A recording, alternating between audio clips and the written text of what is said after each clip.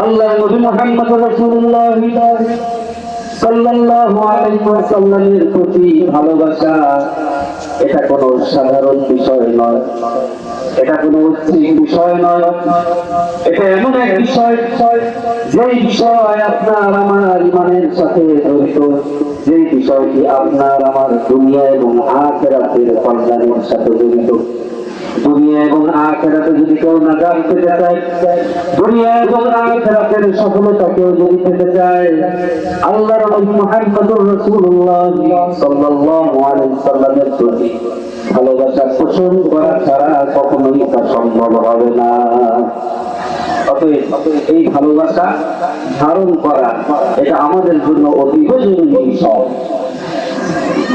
কয়েকটি কারণ রয়েছে, যে কারণগুলো আমরা যদি চাই, যে বিষয়গুলো আমরা যদি চাই, তবে নবী প্রেম আমাদের ভিতরে ধারণ করতে হবে, এর কোনো বিকল্প ও আল্লাহ হাবিব সাল্লাল্লাহু আলাইহি ওয়াসাল্লাম বলেন, والذي نفسي بيده لا يؤمن أحدكم حتى أكون أحب إليه من والده وولده والناس أجمعين।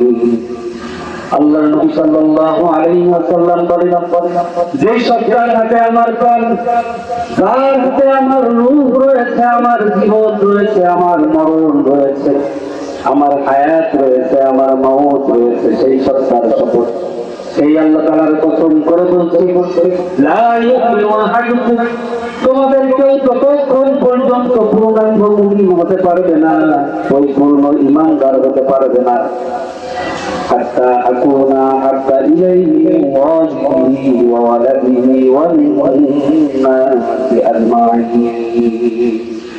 যতক্ষণ না পর্যন্ত তার কাছে আমি নবী মুহাম্মদ সাল্লাল্লাহু আলাইহি ওয়াসাল্লাম, তার সন্তান থেকে, তার পিতামাতা থেকে, তার পরিবার পরিজন, তার ধন সম্পদ, এমনকি পৃথিবীর সমস্ত দিক থেকে, সমস্ত মানুষ থেকে যতক্ষণ না পর্যন্ত প্রিয় মানুষ হতে পারবো, ভালোবাসার পাত্র হতে পারবো, ততক্ষণ পর্যন্ত তোমরা পূর্ণাঙ্গ মুমিন হতে পারবো না। যদি পূর্ণাঙ্গ মুমিন হতে চাও, তাহলে আমাকে ভালোবাসতে হবে। নিজেদের জীবনের থেকে, নিজেদের সম্পদ থেকে, নিজেদের পরিবার থেকে, পিতামাতার পুত্র পরিবার পরিজন থেকে আমি নবী মুহাম্মদ সাল্লাল্লাহু আলাইহি ওয়াসাল্লামকে সব থেকে ভালোবাসতে হবে। আল্লাহর হাবিব সাল্লাল্লাহু আলাইহি ওয়াসাল্লাম যখন এই হাদিস বর্ণনা করছেন, হযরত ওমর আল্লাহর নবীর সেই দরবারে বসা, হযরত ওমর বললেন, ইয়া রাসূলুল্লাহ সাল্লাল্লাহু আলাইহি ওয়াসাল্লাম, আমি আপনাকে দুনিয়ার সমস্ত কিছু থেকে ভালোবাসি, দুনিয়ার সব থেকে বেশি ভালোবাসি আমি আপনাকে ইয়া রাসূলুল্লাহ, কিন্তু আমার জীবনটা আমার কাছে তার থেকে বেশি প্রিয়, আমি নিজের জীবনের থেকে আপনাকে বেশি ভালোবাসতে পারি নাই, আমার জীবনের থেকে আপনাকে বেশি ভালোবাসা দিতে পারি নাই, এখনো পর্যন্ত আমার অন্তরে আমার জীবনের প্রতি বেশি মহব্বত, বেশি ভালোবাসা রয়েছে। আল্লাহ হাবিব সাল্লাল্লাহু আলাইহি ওয়াসাল্লাম যখন এই কথা শুনলেন, বললেন, ওমর, তুমি এখনো পূর্ণাঙ্গ মুমিন হতে পারো নাই, পূর্ণাঙ্গ মুমিন তুমি হও নাই, এখনো পূর্ণাঙ্গ মুমিন হতে পারো না। অথচ সেই ওমর যখন ইসলাম গ্রহণ করলো, আল্লাহর নবী সাল্লাল্লাহু আলাইহি ওয়াসাল্লামের কাছে ইসলাম গ্রহণ করার পরে মক্কার জমিনে মুসলমানেরা কুওয়াত ফিরে পেল, শক্তি ফিরে পেল, মুসলমানের সংখ্যা 40 পূর্ণ হলো। হযরত ওমর ইসলাম গ্রহণ করার পরে মুসলমানরা কাবা চত্বরে প্রকাশ্যে নামাজ আদায় করেছে, তাকবীর পড়ে দিয়ে কাবা চত্বরে গিয়ে মুশরিকদের মুখোমুখি হয়েছে। এর আগে মুসলমানদের অবস্থা অত্যন্ত দুর্বল ছিল, যে ওমরের কারণে মুসলমানরা কুওয়াত ফিরে পেল, শক্তি ফিরে পেল, সাহস ফিরে পেল। সেই ওমর তুমি বলতেছো, ওমর তুমি এখনো মুমিন হতে পারো নাই, তুমি এখনো মুমিন হতে পারো। হযরত ওমর যখন শুনলেন, তিনি চোখটা বুঝলেন, মাথাটা নিচু করলেন, কিছুক্ষণ চুপ করে বসে থাকলেন, এরপরে মাথা তুলে বললেন, ইয়া রাসূলুল্লাহ সাল্লাল্লাহু আলাইহি ওয়াসাল্লাম, আমি এখন আমার জীবনের থেকেও নবী আপনি মুহাম্মদ সাল্লাল্লাহু আলাইহি সাল্লামকে বেশি ভালোবাসি। সুবহানাল্লাহ। আল্লাহ হাবিব বললেন, আল-আন ইয়া ওমর, ওমর এখন তুমি পূর্ণাঙ্গ মুমিন হলে তোমার ঈমানের পূর্ণতা লাভ করলো। এতদিন পর্যন্ত তুমি যে ঈমান পালন করেছো সেই ঈমান পূর্ণাঙ্গ ছিল না। যখন তুমি আমার প্রতি পরিপূর্ণ ভালোবাসা স্থাপন করেছো, অন্তরের ভিতরে ভালোবাসা ধারণ করেছো, নিজের জীবনের থেকে যখন বেশি ভালোবেসেছো, তখন তোমার ঈমানটা পূর্ণাঙ্গ হয়ে গেল। সুবহানাল্লাহ। অতএব রাসূলের প্রতি ভালোবাসা পোষণ এটা ঈমান পূর্ণ হওয়ার কারণ। আর এই ভালোবাসায় যদি ঘাটতি থাকে তাহলে আপনার আমার ঈমান কখনো পূর্ণাঙ্গ হবে। দ্বিতীয় কারণ হলো আল্লাহ রাসূল সাল্লাল্লাহু আলাইহি ওয়াসাল্লামের এক সাহাবী এসে বলতেছেন, ইয়া রাসূলুল্লাহ সাল্লাল্লাহু আলাইহি ওয়াসাল্লাম, আমার মনটা খুব খারাপ, আমার মনটা ভালো নাই, আমি খুব বিষণ্ণতায় ভুগছি। ইয়া রাসূলুল্লাহ, আল্লাহর হাবিব বললেন, কেন ও আমার সাহাবা, কেন তোমার মন খারাপ, কেন তুমি বিষণ্ণ, তোমার মন খারাপের কারণটা আমাকে খুলে বলো। আল্লাহ রাসূলের সাহাবী বলতেছে, ইয়া রাসূলুল্লাহ সাল্লাল্লাহু আলাইহি ওয়াসাল্লাম, দুনিয়ার জীবনে একটা বড় নিয়ামত পেয়েছি, আপনি আমাদের মাঝে রয়েছেন। আমরা যখন দুঃখ পাই, কষ্ট পাই, সারাদিন যখন কাফেরদের ভেতরে ইসলামের দাওয়াত দিতে গিয়ে, কালেমার দাওয়াত দিতে যখন নির্যাতিত হই, আমাদের শরীরগুলো ফেটে যখন তৌকির হয়ে যায়, তাদের পাথরের আঘাতে, তরবারির আঘাতে যখন আমরা নাজেহাল হয়ে যাই, রক্তাক্ত যখন হয়ে যায়, এই দুঃখ নিয়ে, কষ্ট নিয়ে, যন্ত্রণা নিয়ে আপনার সামনে যখন চলে আসি, আপনার চেহারা মোবারকের দিকে যখন তাকাই, ইয়া রাসূলুল্লাহ, তখন আমরা আমাদের জীবনের সমস্ত দুঃখ কষ্টগুলোকে আমরা ভুলে যাই। সুবহানাল্লাহ। আপনার চেহারার দিকে তাকালে আমরা সেই কষ্টকে ভুলে যাই। আমাদের এত নির্যাতন, এত দুঃখ, কষ্ট এগুলো আর থাকে না, আমরা সব ভুলে যাই। আমাদের প্রাণ চাঞ্চল্য ফিরে আসে, আমরা নতুন নতুন কাজ করার শক্তি ফিরে পাই। বলেন না সুবহানাল্লাহ। কিন্তু ইয়া রাসূলুল্লাহ, একদিন আপনি ইন্তেকাল করবেন, আমরা ইন্তেকাল করব, আল্লাহ রাব্বুল আলামিন হাসরের ময়দানে আমাদেরকে তুলবেন, এরপরে জান্নাত দিবেন, জাহান্নামীদেরকে জাহান্নামে পাঠাবেন। আপনি যখন জান্নাতে যাবেন, আপনি হলেন নবীদের সরদার, সাইয়্যিদুল মুরসালিন, সমস্ত নবীদের সরদার আপনি। আল্লাহ রাব্বুল আলামিন জান্নাতের সর্বোচ্চ সম্মানিত যে জায়গা, সেই ওয়াসিলা নামক জায়গাটা আল্লাহ রাব্বুল আলামিন আপনার জন্য নির্ধারণ করে রেখেছেন। আপনি তো সেইখানে অবস্থান করবেন, কিন্তু আমরা তো নগণ্য মুসলমান, আপনি যেখানে থাকবেন সেই সর্বোচ্চ সম্মানিত স্থানে পৌঁছার ক্ষমতা তো আমাদের নাই। আমাদের তো সেই ঈমান, সেই আমল নাই যে আপনার সমান জায়গায় আপনি যেখানে অবস্থান করবেন সেখানে আমরাও অবস্থান করবো, এটা তো আমাদের পক্ষে সম্ভব নাই। আমরা তোমার জান্নাতে যাই, আল্লাহ রাব্বুল আলামিন অসংখ্য নিয়ামত দিয়ে জান্নাতটাকে পূর্ণ করবেন, কিন্তু সেই নিয়ামতের মধ্য থেকেও আমাদের অন্তরগুলো খা খা করবে, আমাদের ভিতরে আফসোস থাকবে, আমরা তো অভাবের ভিতরে থাকবো। যদি না আপনার চেহারা মোবারক আমরা দেখতে পারি, ওই জান্নাতের নিয়ামত তো আমাদের কাছে সুখের কারণ হবে না। আপনি যে জান্নাতে নাই, সেই জান্নাতে গিয়ে কি করবো?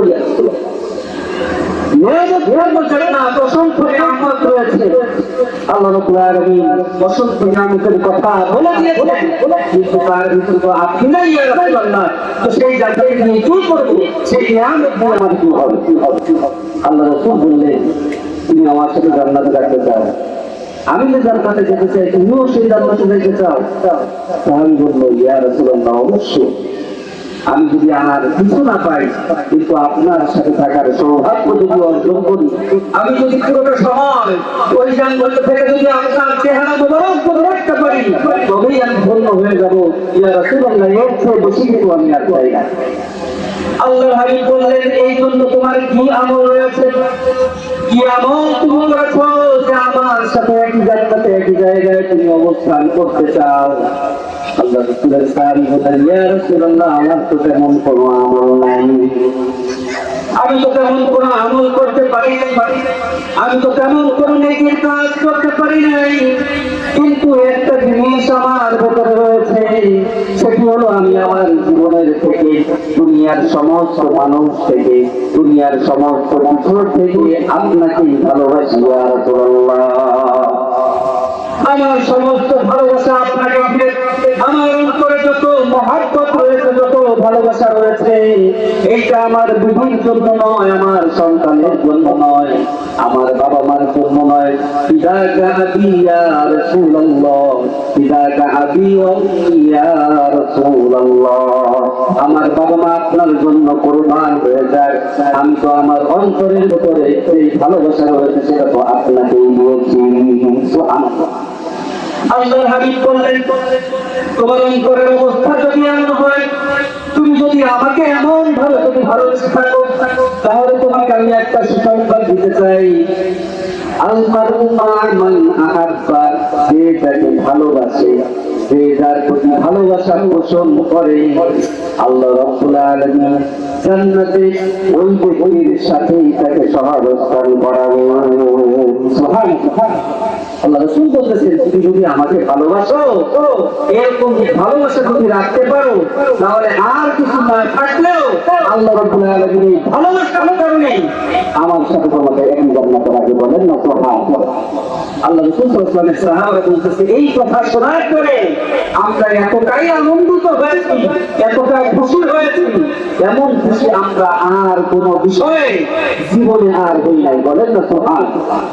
এর থেকে বেশি খুশির সংবাদ আর কি হতে পারে, যে রাসূল প্রেমের কারণে ওই নবী মুহাম্মদ রাসূলুল্লাহ সাল্লাল্লাহু আলাইহি ওয়াসাল্লাম জান্নাতে যে সর্বোচ্চ স্থানে থাকবেন, আল্লাহ তাআলা আমাদেরকেও তার সাথে সেখানে রাখবেন ইনশাআল্লাহ। আল্লাহ রাব্বুল আলামিন আমাদের সবাইকে কবুল করুন। সকলে বলি আমিন।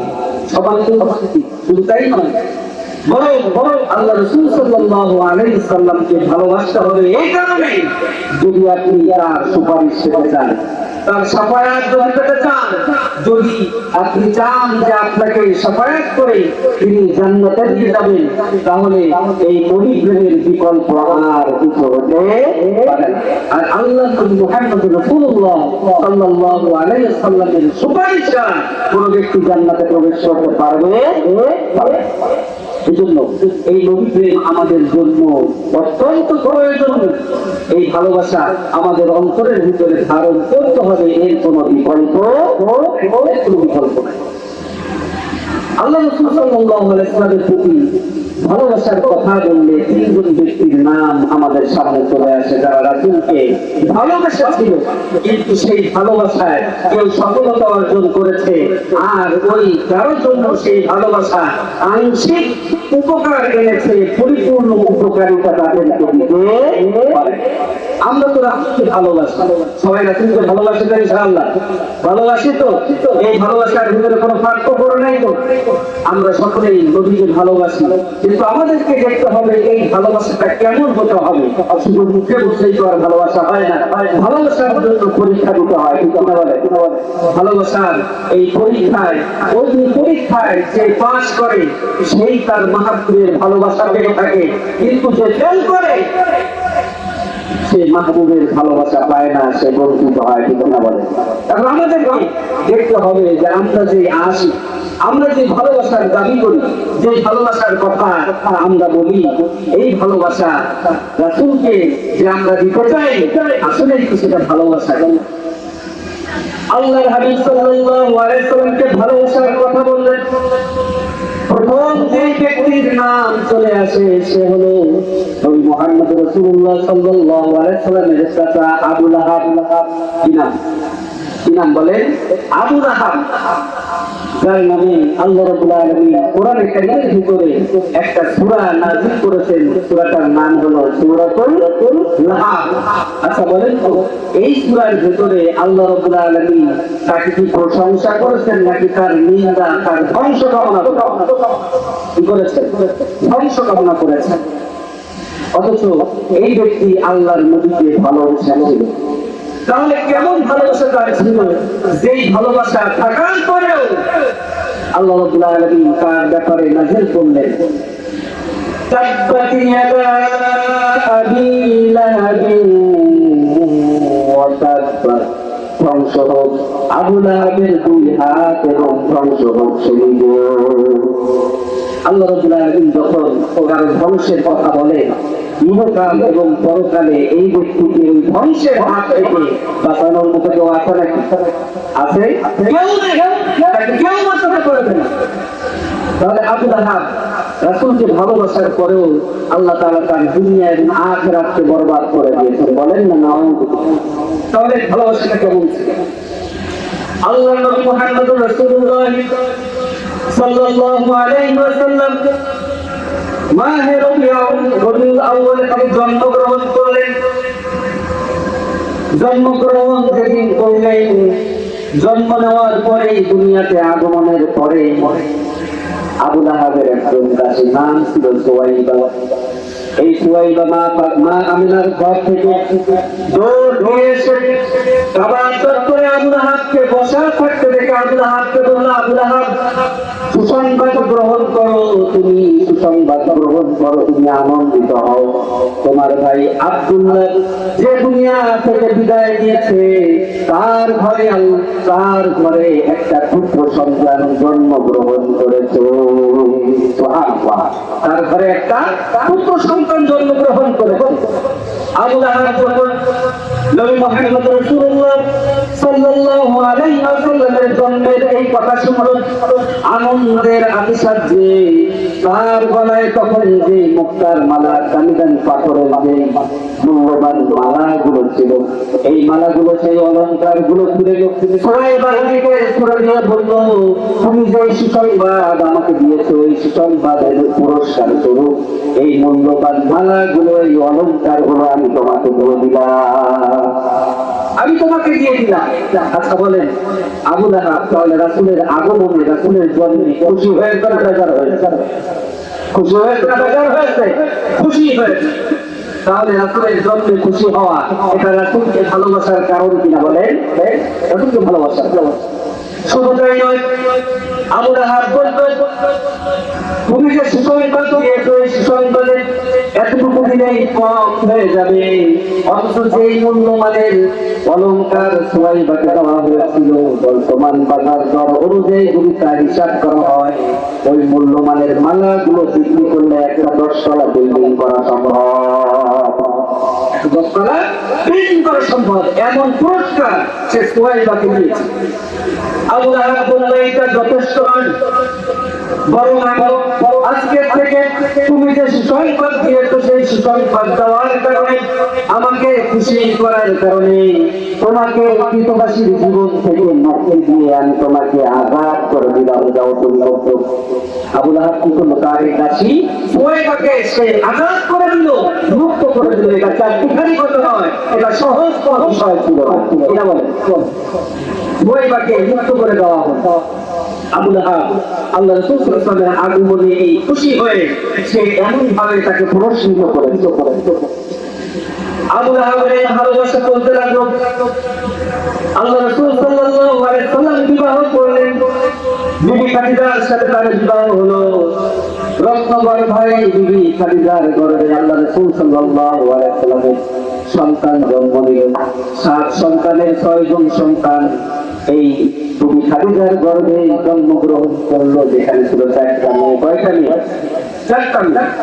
ওই 4টা মেয়ের মধ্য থেকে 2টা মেয়ে, কোন কোন বর্ণনায় আসছে যে আবু লাহাবের 2 ছেলের সাথে আল্লাহ রাসূল সাল্লাল্লাহু আলাইহি ওয়াসাল্লামের 2 মেয়ের সাথে বিবাহ ঠিক হয়েছিল। কোন কোন বর্ণনায় আসছে যে বিবাহ হয়ে গিয়েছিল, বিবাহ হয়ে গিয়েছিল আবু লাহাবের 2 ছেলের সাথে। আচ্ছা বলেন, ভালোবাসার সম্পর্ক না থাকলে, বিরুদ্ধতা না থাকলে, আত্মীয়তার এই সম্পর্ক, একদিকে তো চাচা, আবার নিজের মেয়ে দিয়ে তার সাথে এই যে নতুন আত্মীয়তার সম্পর্ক করলেন, এটা কি সম্ভব হতো? সম্ভব হতো না। আবু লাহাব রাসূলকে ভালোবেসেছে, রাসূলের সাথে আত্মীয়তাও, কিন্তু একদিন সকালে আল্লাহ রাসূল সাল্লাল্লাহু আলাইহি ওয়াসাল্লাম আবু কুবাইস পাহাড়ের চূড়ায় উঠলেন। আবু কুবাইস পাহাড়ের চূড়ায় উঠে আল্লাহ রাসূল সাল্লাল্লাহু আলাইহি ওয়াসাল্লাম মক্কার লোকদেরকে ডাকলেন, ইয়া আইয়ুহাস সাবাহ, ও সকালের অধিবাসী, শোনো, আমি তোমাদেরকে একটা ঘোষণা শোনাতে চাই, তোমাদেরকে একটা খবর তোমাদের কাছে পৌঁছাতে চাই। আমি যদি বলি পাহাড়ের অপর পাশে দুর্ধর্ষ একটা বাহিনী তোমাদেরকে আক্রমণ করার জন্য থেকে রয়েছে। আমার কথা তোমরা বিশ্বাস করবে কিনা? মক্কার লোকেরা আবু কুবাইস পাহাড়ের নিচে জড়ো হয়েছে। আজকে আলমী আমাদেরকে ডাক দিয়েছে যে কখনো মিথ্যা কথা বলে নাই, আমানতকারী খেয়ানত যে কখনো করে নাই, সেই লোক যখন আমাদেরকে ডাক দিয়েছে তখন গুরুত্বপূর্ণ কোনো কথা বলার জন্য ডাক দিয়েছে। কেননা বেহুদা কথা পাও কথা বলার মানুষ তো নবী এই মুহাম্মদ নয়। এই মুহাম্মদ তো এমন বেহুদা কথা বলার মানুষ নয়। তাহলে নিশ্চয়ই কোনো প্রয়োজনীয় কথা বলার জন্যই আমাদেরকে রেখেছে। আল্লাহ রাসূল সাল্লাল্লাহু আলাইহি ওয়াসাল্লাম যখন বললেন আমি যদি এই কথা বলি তোমরা কি বিশ্বাস করবে? মক্কার লোকেরা সমস্যা বলল তুমি আল আমিন, তুমি as-সাদিক, কখনো মিথ্যা বলো নাই, কখনো আমানতের খেয়ানত করো নাই, তুমি বিশ্বস্ত মানুষ, তুমি যেটা বলবে ঠিক বলবে, সত্য বলবে, তুমি তো কখনো মিথ্যা বলতে পারো না। তোমার প্রতি আমাদের এই বিশ্বাস, এই আস্থা রয়েছে। তুমি যদি বলো যে পাহাড়ের অপর পাশে দুর্ধর্ষ বাহিনী, তাহলে সেটাই ঠিক। আল্লাহর নবী বললেন তাহলে শোনো, আমি এমন এক আযাবের কথা তোমাদেরকে বলতেছি, এমন এক জাহান্নামের ব্যাপারে সতর্ক করতেছি, যেই জাহান্নামের শাস্তি অত্যন্ত ভয়াবহ। সেই জাহান্নামের শাস্তির নমুনা পৃথিবী করো, জেলখানা দিতে পারে না, পৃথিবীর কেউ দিতে পারে না, এমন এক শাস্তি তোমাদের জন্য অপেক্ষা করতেছে যদি না তোমরা আমি যেই কালেমা এনেছি, যেই কালেমার দাওয়াত দিতে চাই, এটাকে যদি তোমরা গ্রহণ না করো। অতএব তোমরা যদি সেই জাহান্নামের শাস্তি থেকে যদি বাঁচতে চাও, তাহলে তোমাদের জন্য একটাই কালেমা, তোমাদের জন্য একটাই কথা, তোমরা আমার সাথে পড়ে নাও লা ইলাহা ইল্লাল্লাহু মুহাম্মাদুর রাসূলুল্লাহ। আল্লাহ নবী কালেমার দাওয়াত দিলেন, কিন্তু রাসূলকে এতদিন ভালোবেসেছেন, রাসূলের আগমনে যে এতই খুশি হয়েছে, সেই আবু লাহাব সর্বপ্রথমে হাতে একটা পাথরের টুকরা নিল, আল্লাহ রাসূলের দিকে ছুঁড়ে দিয়ে বলল তাব্বাল্লাকা ইয়া মুজাম্মাম, হে অভিশপ্ত তোর ধ্বংস হোক, এই সাত সকালে এই কথা বলার জন্য তুই আমাদেরকে ডেকেছিস। বলেন না নাউযুবিল্লাহ। তাহলে আবু লাহাব বলতেছে তাব্বাল্লাকা ইয়া মুজাম্মাম, তোর ধ্বংস হোক হে অভিশপ্ত, এই সকালবেলায় কি আর সকালে আর কিছু প্রশ্ন নাই, আমাদের কি এই কথা বলার জন্য ডেকেছো? এই বলে এতদিন যে নবীকে আবু লাহাব ভালোবেসেছে, সেই আবু লাহাব সেই নবীর দিকে পাথর ছুঁড়ে তার ধ্বংস কামনা করেছে। আল্লাহ রাব্বুল আলামিন নবী মুহাম্মদ রাসূলুল্লাহ সাল্লাল্লাহু আলাইহি ওয়াসাল্লামের এই অপমান সহ্য করেন নাই, তিনি আয়াত নাযিল করেছেন তাব্বাত ইয়াদা আবি লাহাবিন ওয়া তাব, আবু লাহাব তুই ধ্বংস হ, তোর দুই হাত ধ্বংস হোক, তুই নিজে ধ্বংস হয়ে যা, তোর মা আবলা আন মালুহু ওয়া মা কাসাব, তোর কোনো আয় ইনকাম উপার্জন এমনকি তার সন্তান সন্ততি তোর কোনো উপকারে আসবে না। এভাবে আল্লাহ রাব্বুল আলামিন ওই আবু লাহাবের দুনিয়া এবং আখিরাত উভয়টাকে আল্লাহ তাআলা পণ্ড করে দিয়েছেন, ধ্বংস করে দিয়েছেন। বলেন না নাউযুবিল্লাহ। তাহলে আবু লাহাবের ভালোবাসা, সেই যে ভালোবাসা ধারণ করেছিল, এই ভালোবাসা কি তার কোনো কাজে আসছে? কোন কাজে আসছে? দ্বিতীয় ব্যক্তি হলো আবু তালেব, আল্লাহ রাসূল সাল্লাল্লাহু আলাইহি ওয়াসাল্লামের আরেকজন চাচা।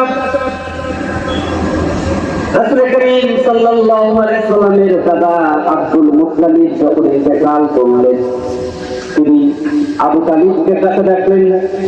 এটি বালক মাত্র 6 বছর বয়সী নবী মুহাম্মদুর রাসূলুল্লাহ সাল্লাল্লাহু আলাইহি ওয়াসাল্লামের হাতটা ধরে আবু তালিবের হাতে দিয়ে দাদা আব্দুল মুত্তালিব বলতেছে, আবু তালিব রে, তোর এই ভাইপো, তোর এই ভাতিজা অনেকটা বেশি, জন্মের 6 মাস পূর্বে তার বাবা ইন্তেকাল করেছে।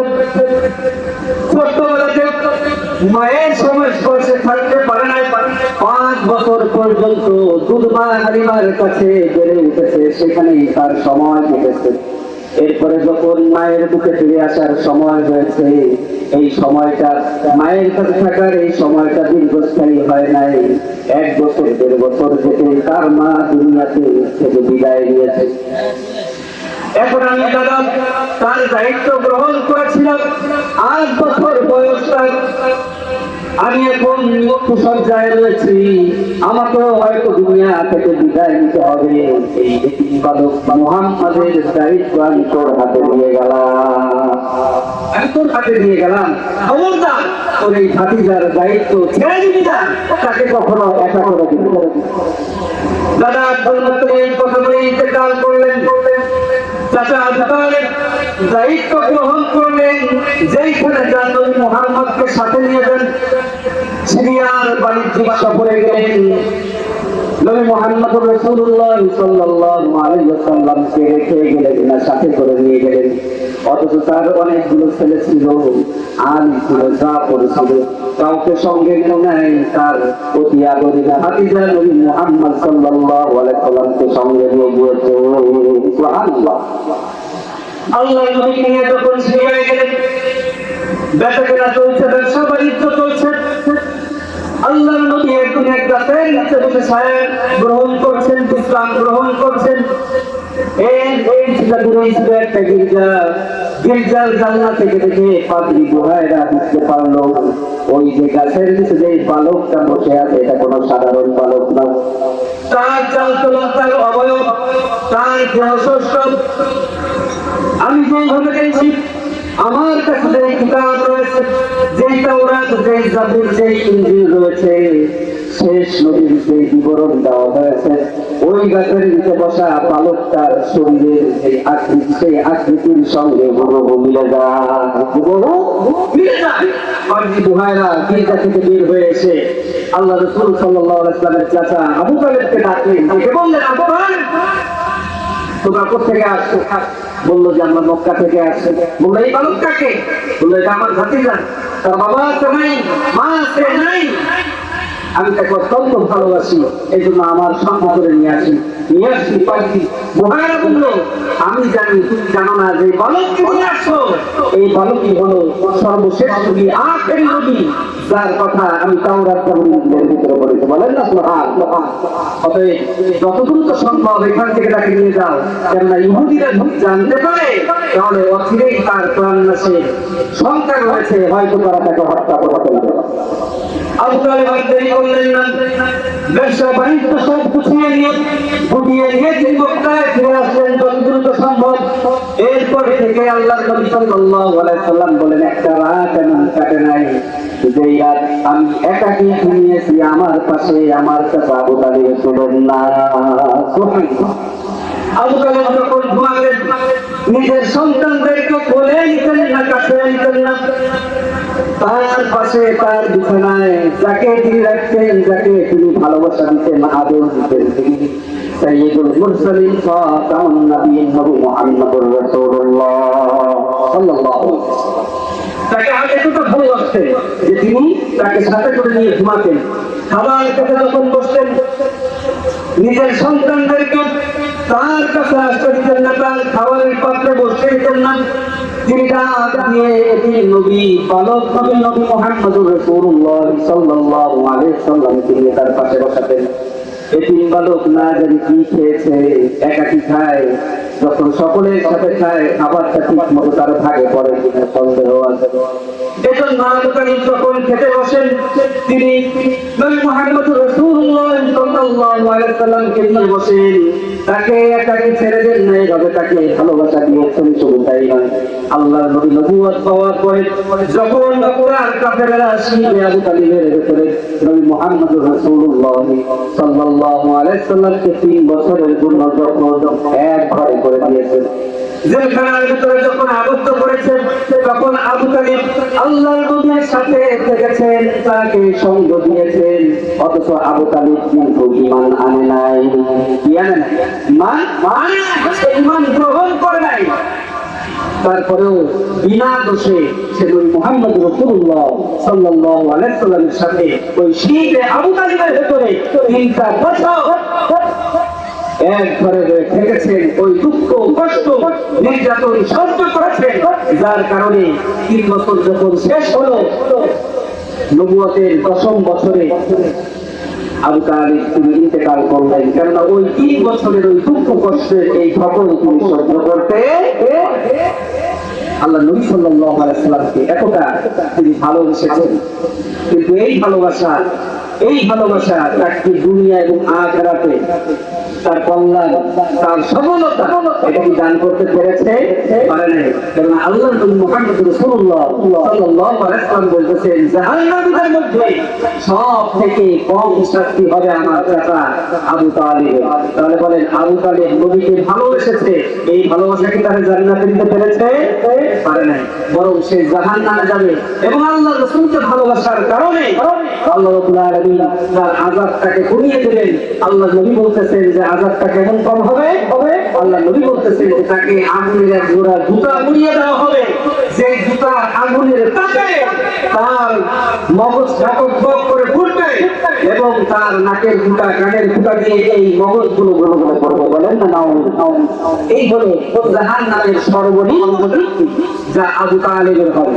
কিন্তু রাসূলের প্রতি ভালোবাসা তাকে জাহান্নাম থেকে বাঁচিয়ে জান্নাতে নিতে পারে।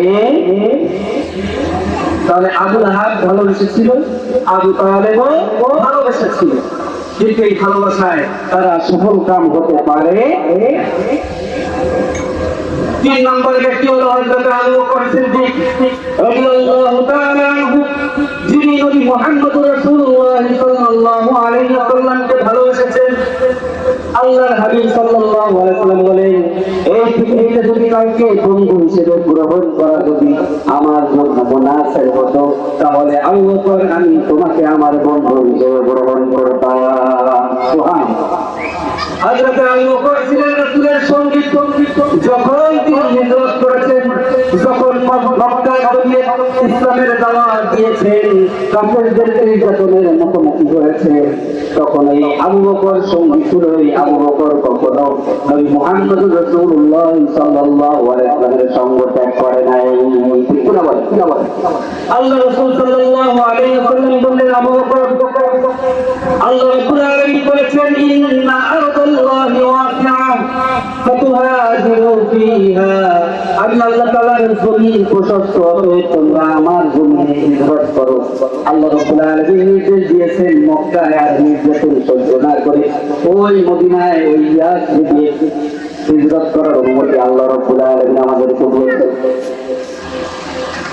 তুমি আমার সঙ্গী হবে, আমি যখন হিজরতে যাব কাউকে সঙ্গে নেব না, তুমি আমার হিজরতের সঙ্গী হবে। অতএব প্রস্তুত থেকো। আল্লাহ রাসূল যখন এই কথা বললেন, হযরত আবু বকর বাজারে চলে গেলেন। আল্লাহ রাসূল সাল্লাল্লাহু আলাইহি ওয়াসাল্লাম মদিনায় যেন হেঁটে যেতে কষ্ট যেন না হয়, এই জন্য তিনি বাজার থেকে একটা উট কিনে এনে সেটাকে লালন পালন করতে লাগলো। সুবহানাল্লাহ। নবীর প্রেমে কতটা আসক্ত, নবীর প্রতি কতটা প্রেম যে নবী হিজরত করবেন, এটা যেন তার পায়ে হেঁটে যেন না যেতে হয়, কষ্ট যেন না হয়, এইগুলো কি একটা বাজার থেকে কিনে নিয়ে আসে। আল্লাহ রাসূল সাল্লাল্লাহু আলাইহি ওয়াসাল্লামের হিজরতের সময় যখন হলো, রাত্রিবেলায় যখন সকলেই সবাই যখন ঘুমিয়ে পড়েছে, নিঝুম অবস্থা, আল্লাহ রাসূল সাল্লাল্লাহু আলাইহি ওয়াসাল্লাম ঘর থেকে চুপি বের হলেন এবং আবু বকরের ঘরে গিয়ে তিনি দরজায় একটা নক করলেন। টক করে নক করলেন, আওয়াজ হতে দেরি, দরজা খুলতে দেরি। আল্লাহ রাসূল সাল্লাল্লাহু আলাইহি ওয়াসাল্লামকে দরজা খুলে দিয়ে হযরত আবু বকর বললেন, আসসালাতু ওয়াসসালামু আলাইকা ইয়া রাসূলুল্লাহ। ও নবী, আপনাকে স্বাগতম, ও নবী আপনাকে সালাম। আল্লাহ নবী বলতেছেন, আবু বকর, দরজায় তো একটা নক করেছি, এখন তো সকলের ঘুমে থাকার কথা, কিন্তু একবার নক করার সাথে সাথে তুমি দরজাটা কিভাবে খুলে দিলে? তুমি দরজাটা কিভাবে খুলে দিলে? একের অধিক দরজায় নক করতে হয় নাই, ডাকাডাকি করতে হয় নাই, একবার শুধু একটা টোকা দিয়েছি, তাতেই তুমি দরজা খুলে দিলে, কিভাবে সম্ভব? হযরত আবু বকর বলেন, ইয়া রাসূলুল্লাহ সাল্লাল্লাহু আলাইহি ওয়াসাল্লাম, আপনি যেদিন আমাকে বলেছেন আবু বকর আমার সাথে কিন্তু হিজরত করতে হবে, মক্কার সমস্ত কিছু ছেড়ে ওই মদিনায় যেতে হবে, তুমি হবে আমার সঙ্গী। ইয়া রাসূলুল্লাহ, সেদিনের পর থেকে আমি কোন একটা রাত আমি ঘুমাই নাই, আমার দুটো করে পাতাটাকে এক করি নাই। সুবহানাল্লাহ। হযরত আবু বকর বলতেছেন, আপনি কখন এসে দরজায় নক করেন? আর আমি পর যদি ঘুমিয়ে থাকি আপনি আমার দরজায় দাঁড়িয়ে থাকবেন ইয়া রাসূলুল্লাহ। এইটা পশ্চিমকালেও হতে পারে না, কখনো হতে পারে না। অতএব আমি আপনার অপেক্ষায় প্রতিটা রাত জেগে জেগে আমি কাটিয়েছি। সুবহানাল্লাহ। আল্লাহ রাসূল সাল্লাল্লাহু আলাইহি ওয়াসাল্লাম আবু বকরকে নিয়ে হিজরতে রওনা হলেন। কত অনেক ঘটনা ঘটেছে। এইভাবে আবু বকর নবী মুহাম্মদ রাসূলুল্লাহ সাল্লাল্লাহু আলাইহি ওয়াসাল্লামকে ভালোবেসেছেন, শুধু কথা দিয়ে নয় বরং তার জান দিয়ে তার মাল দিয়ে তিনি নবী মুহাম্মদকে ভালোবেসেছেন। সুবহানাল্লাহ। এমন ভাবে ভালোবাসা তিনি দিয়েছেন যে ভালোবাসা আবু লাহাবের মতো শুধু জন্মে ছিল না, যে ভালোবাসা শুধু আবু তালেবের মতো রাসূল সাল্লাল্লাহু আলাইহি ওয়াসাল্লামের লালন পালন ছিল না, বরং আবু বকর তিনি রাসূলের প্রতি যেমনিভাবে ভালোবাসা পোষণ করেছেন তেমনি ভাবে রাসূলের আদর্শকে গ্রহণ করেছেন, তার সুন্নাহকে গ্রহণ করেছেন। যার কারণে আল্লাহর নবী বলেন আমার উম্মতের মধ্য থেকে সেই ব্যক্তি সর্বপ্রথম জান্নাতে প্রবেশ করবে সে হলো আবু বকর। সুবহানাল্লাহ। সুবহানাল্লাহ। আল্লাহ রাসূল সাল্লাল্লাহু আলাইহি ওয়াসাল্লাম বলেছেন নামাজীদের জন্য জান্নাতের একটা দরজা থাকবে, রোজাদারের জন্য জান্নাতের একটা দরজা থাকবে, দানকারীদের জন্য জান্নাতের একটা দরজা থাকবে। নামাজি এক দরজা দিয়ে জান্নাতে প্রবেশ করবে, রোজাদার এক দরজা দিয়ে জান্নাতে প্রবেশ করবে, দানকারী এক দরজা দিয়ে জান্নাতে প্রবেশ করবে। কিন্তু আবু বকর হলো এমন ব্যক্তি জান্নাতের প্রত্যেকটা দরজা সেদিন কামনা করতে থাকবে, হায় আফসোস আজকে যদি আবু বকর আমার ভিতর দিয়ে যেত তাহলে আমি ধন্য হয়ে যেতাম। সুবহানাল্লাহ। আল্লাহ রাসূল সাল্লাল্লাহু আলাইহি ওয়াসাল্লাম এই আবু বকরের ব্যাপারে কথা বলেছেন। এটা কেন? তিনি রাসূলকে শুধু মুখে ভালোবাসেন নাই, বরং তিনি কাজে দেখিয়েছেন, রাসূলের আদর্শকে ধারণ করেছেন এবং তার জীবনে রাসূলের সুন্নাহকে বাস্তবায়ন করে এই ভালোবাসার প্রমাণ তিনি দিয়েছেন। বলেন না সুবহানাল্লাহ। এখন বলেন আমরা কোন শ্রেণীর প্রেমিক হতে চাই, কোন শ্রেণীর আশিক রাসূল হতে চাই? আবু লাহাবের মতো নাকি আবু তালেবের মতো নাকি আবু বকরের মতো? কার মতো? কার মতো বলেন? আবু বকরের মতো।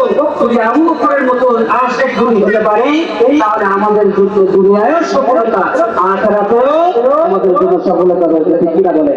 এখন এই যে ভালোবাসা আছে না নাই এইটা বুঝার প্যারামিটার কি দিয়ে মাপবো? এটার প্যারামিটার হলো সুন্নাহ। এটার প্যারামিটার কি? সুন্নাহ। আল্লাহ রাসূল সাল্লাল্লাহু আলাইহি ওয়াসাল্লাম বলেছেন মান আহাব্বা সুন্নতি ফাকাদ আহাব্বানি। যে আমাকে ভালোবাসার দাবি করে সে আমার সুন্নাহকে ভালোবাসে। মান আহাব্বা সুন্নতি ফাকাদ আহাব্বানি। যে আমার সুন্নাহকে ভালোবাসে সে প্রকৃতপক্ষেই আমাকে ভালোবাসে। আর যে আমাকে ভালোবাসে ওমান আহাব্বা কানা মাই ফিল জান্নাত। আর যে আমাকে ভালোবাসে সে আমার সাথে জান্নাতে থাকবে। বলেন না সুবহানাল্লাহ। তাহলে রাসূলকে ভালোবাসে কোথায় থাকবে? জান্নাতে। সেই ভালোবাসার মাত্রা কি হলো? সুন্নাহ। সুবহানাল্লাহ। এই সুন্নাহ আজ আমাদের জীবনে আছে কিনা আমাদেরকে দেখতে হবে। সুন্নাহ আল্লাহ রাসূল সাল্লাল্লাহু আলাইহি ওয়াসাল্লামের রেখে যাওয়া আমাদের জন্য পথ নির্দেশিকা। আল্লাহ রাসূল বলেছেন লান তাদিল্লু মা তামাসসাকতুম বিহিমা তারাকতু ফীকুম আমরাইন লান তাদিল্লু মা তামাসসাকতুম বিহিমা কিতাবাল্লাহি ওয়া সুন্নাত নবী। আমি তোমাদের জন্য দুইটা জিনিস রেখে যাচ্ছি, একটা হলো আল্লাহর কোরআন আর একটা হলো আমার সুন্নাহ। এই দুইটাকে যদি আঁকড়ে ধরো তাহলে কখনোই পথভ্রষ্ট হবে। আজ পথভ্রষ্ট হওয়ার সময়, আজ বিভিন্ন ফিতনা মাথা চাড়িয়ে উঠেছে। আজ আমাদের ঈমান থেকে সরিয়ে নেওয়ার, আমাদেরকে আমল থেকে সরিয়ে নেওয়ার, আমাদেরকে বেঈমান বানানোর পায়তারা আজ নানা দল উপদল করছে। আমরা যদি ঈমানের উপরে স্থির থাকতে চাই তাহলে রাসূলের রেখে যাওয়া এই দুইটা জিনিসকে আমাদেরকে আঁকড়ে ধরতে হবে। সম্মানিত উপস্থিতি, এই জন্য যার জীবনে সুন্নাতের আমল যত বেশি সে তত বেশি আশিক রাসূল। কিন্তু যার জীবনে সুন্নাত নাই ওই যতই বলুক আমি নবীকে ভালোবাসি আসলে সে আসল প্রেমিক নয়, সে হলো ভণ্ড প্রেমিক। ঠিক কিনা বলেন? সে হলো ভণ্ড প্রেমিক। এই জন্য আমরা যদি আসল প্রেমিক হতে চাই, প্রকৃত প্রেমিক যদি হতে চাই, আমরা যদি মাহবুবুন হাক্কুন যদি হতে চাই, আশিক হাক্কুন যদি হতে চাই তাহলে আমাদের জীবনে যে জিনিসটি থাকতে হবে সেটি হলো গুরুত্বপূর্ণ একটা সুন্নাহর কথা বলে যায়। অনেক সুন্নাহ রয়েছে, গুরুত্বপূর্ণ একটা সুন্নাহর কথা বলে আমি আলোচনা শেষ করবো। যেই সুন্নাহ আমাদের মাঝ থেকে আর হারিয়ে আল্লাহ নবী সাল্লাল্লাহু আলাইহি ওয়াসাল্লাম বলেন আমি যদি আমার উম্মতের জন্য কষ্ট যদি মনে না করতাম, আমার উম্মতের জন্য কষ্টকর হবে এটা যদি মনে না করতাম, তাহলে প্রত্যেক নামাজের আগে আমি আমার উম্মতকে মিসওয়াক করার আদেশ আমি করে যেতাম। কি করার আদেশ? মিসওয়াক করা। কি করার আদেশ? মিসওয়াক করা। মুসলমান যেই আদেশের ব্যাপারে, যেই সুন্নাহর ব্যাপারে আল্লাহ রাসূল সাল্লাল্লাহু আলাইহি ওয়াসাল্লাম এমন কথা বললেন যে উম্মতের জন্য শুধু কষ্টকর হবেই না, আমি এটাকে আদেশ দিয়ে যাইনি। আজ সেই মুসলমান মিসওয়াক ব্যবহার করে না। আজ মুসলমানদের ঘর খুঁজলে একটা মিসওয়াক পাওয়া যাবে না। ঠিক কিনা বলেন? ঠিক কিনা বলেন? মসজিদে যারা নামাজে যায়, খোঁজ দিয়ে দেখা যাবে যে 100 মুসলিমের মধ্যে একজনের কাছে একটা মিসওয়াক আছে। ঠিক কথা বলেন?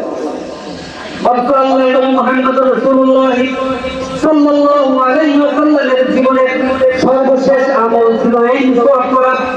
আম্মাজান হযরত আয়েশা সিদ্দিকা রাদিয়াল্লাহু তাআলা আনহা বলেন, আল্লাহ রাসূল সাল্লাল্লাহু আলাইহি ওয়াসাল্লাম যখন অসুস্থ আর ইন্তেকালের সময় যখন ঘনিয়ে আসলো, তিনি আমার কাঁধের উপরে হেলান দিয়ে বসেছিলেন।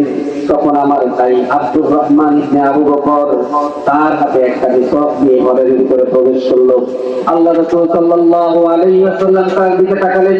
তার হাতের দিকে তাকিয়ে যখন দেখলেন মিসওয়াক, আল্লাহ রাসূল সাল্লাল্লাহু আলাইহি ওয়াসাল্লামের চেহারাটা খুশিতে জ্বল করে উঠল। তিনি ইশারা করলেন। আম্মা জান আয়েশা বুঝতে পারলেন আল্লাহ রাসূল সাল্লাল্লাহু আলাইহি ওয়াসাল্লাম মিসওয়াক করতেন। কি করতে চান? মিসওয়াক করতে চান। অথচ রাসূল সাল্লাল্লাহু আলাইহি ওয়াসাল্লামের ইন্তেকালের একেবারে পূর্ব মুহূর্ত তিনি একেবারে বিছান ধরা হয়ে গেছেন। আম্মা জান হযরত আয়েশা তাকে হেলান দিয়ে শুয়ে আছেন। আম্মা জান আয়েশা বলতেছেন, রাসূল সাল্লাল্লাহু আলাইহি ওয়াসাল্লামের আগ্রহ দেখে আমি মিসওয়াকটাকে চালিয়ে দিলাম তার অনুমতি নিয়ে। এরপরে তাকে মিসওয়াক করিয়ে দিলাম। আল্লাহ রাসূল সাল্লাল্লাহু আলাইহি ওয়াসাল্লাম মিসওয়াক করলেন এবং পানি দিয়ে কুলি করে মুখটাকে পরিষ্কার করলেন। এরপরে বললেন, আল্লাহুম্মা রফিকাল আ'লা, আমি আমার রফিকে আ'লা সব থেকে বড় বন্ধুর সাথে সাক্ষাতে যাচ্ছি। সুবহানাল্লাহ। রাসূল সাল্লাল্লাহু আলাইহি ওয়াসাল্লাম পরে ইন্তেকাল করলেন। জীবনের শেষ আমল তিনি করে গেলেন মিসওয়াকের আমল। অথচ আমাদের জীবনে সেই মিসওয়াকের কোনো গুরুত্ব নাই। আমাদের ঘরে ঘরে আজ ব্রাশ আছে, টুথপেস্ট আছে। কয়েকদিন আগের গবেষণা হলো এই যে আমরা টুথপেস্ট ব্যবহার করি এর ভেতরে মাইক্রোপ্লাস্টিক রয়েছে, যা ক্যান্সারের কারণ। কিসের কারণ? ক্যান্সারের কারণ। আর যে ব্রাশ ব্যবহার করি, এই ব্রাশ ব্যবহারের ফলে আমাদের দাঁতের উপরে যে সিলিকন রয়েছে, চকচক করে যে পাতলা আবরণটা রয়েছে, এইটা নষ্ট হয়ে যায়, দাঁত ক্ষয় হয়ে যায়। আস্তে আস্তে আমরা রোগাক্রান্ত হয়ে পড়ি। অল্প বয়সে আমাদের দাঁতগুলো পড়ে যায়। অথচ আল্লাহ রাসূল সাল্লাল্লাহু আলাইহি ওয়াসাল্লাম যে মিসওয়াকের সুন্নাহ দিয়েছেন, আপনি মিসওয়াক করবেন, আপনার দাঁত পরিষ্কার হবে, মজবুত হবে, মেধা শক্তি ভুলে যাবে। মিসওয়াকের সব থেকে উপকারিতা হলো আল্লাহ রাসূল সাল্লাল্লাহু আলাইহি ওয়াসাল্লাম বলেছেন যে ব্যক্তি নিয়মিত মিসওয়াক করে মৃত্যুর সময় তার কালেমা নসিব হবে। সুবহানাল্লাহ। সবথেকে বড় উপকারিতা। এই জন্য আমরা রাসূল প্রেমিক দাবি করি। নিজেদের জীবনে এই সুন্নাহগুলোকে আমাদেরকে আঁকড়ে ধরতে হবে। পারবো তো ইনশাআল্লাহ। আল্লাহ রাব্বুল আলামিন সিরাতের এই মাসে আমাদেরকে রাসূল প্রেমিক হওয়ার, প্রকৃত রাসূল প্রেম ধারণ করার এবং নিজেদের জীবনে বেশি বেশি সুন্নাহের উপরে আমল করার তৌফিক আমাদেরকে দান করুন। আমিন। ওয়া আখিরু দাওয়ানা আলহামদুলিল্লাহি রাব্বিল আলামিন। আসসালামু আলাইকুম ওয়া রাহমাতুল্লাহি ওয়া বারাকাতুহু।